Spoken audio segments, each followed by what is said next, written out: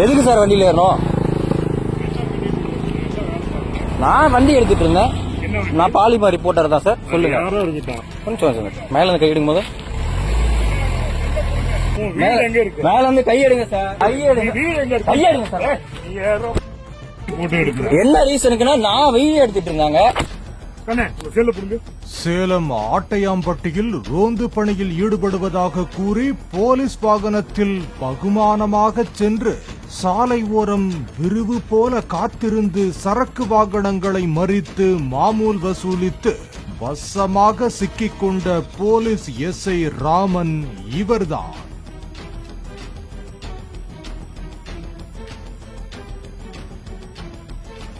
சேலம் ஆட்டையம்பட்டி பகுதியில் சரக்கு வாகனங்களை மறித்து ரோந்து போலீசார் மாமூல் வசூலிப்பதை நமது செய்தியாளர் செல்போன் கேமராவில் படம் பிடித்தார். இதனை பார்த்ததும் டென்ஷனான எஸ்ஐ ராமன் ரோந்து வாகன ஓட்டுநராக உள்ள காவலர் ராமச்சந்திரனை ஏவி இழுத்து வரச் சொன்னார்.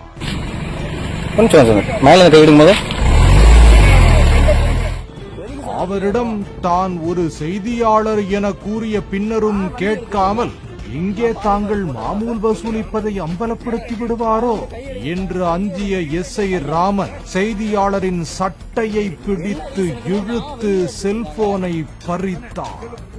எதுக்கு சார் வண்டியில ஏறணும்? நான் வண்டி எடுத்துட்டு இருந்தேன்.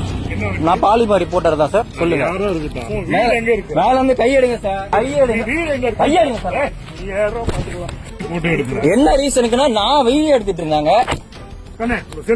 செய்தியாளரை குற்றவாளி போல போலீஸ் வாகனத்தில் ஏற்றி காவல் நிலையம் அழைத்து சென்றார்.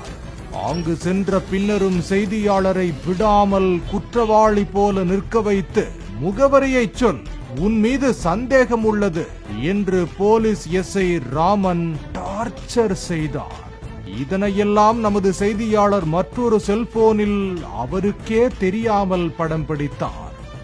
லஞ்ச போலீசார் காவல் நிலையத்தில் வைத்து செய்தியாளரை டார்ச்சர் செய்யும் தகவல் வெளியான நிலையில் உயர் அதிகாரிகளின் எச்சரிக்கையை தொடர்ந்து செய்தியாளர் விடுவிக்கப்பட்டார்.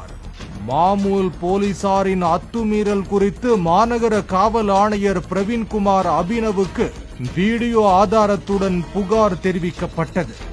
இதையடுத்து உடனடியாக இருவரையும் ஆயுதப்படைக்கு இடமாற்றம் செய்தார். தொடர் விசாரணையில் ரோந்து போலீசாரின் மாமூல் வசூல் உறுதியானதை தொடர்ந்து எஸ்ஐ ராமன் மற்றும் காவலர் ராமச்சந்திரனை சஸ்பெண்ட் செய்து காவல் ஆணையர் உத்தரவிட்டார். பாலிமர் செய்திகளுக்காக செய்தியாளர் யுவராஜ் மற்றும் சேலம் செய்தியாளர் ரமேஷ்.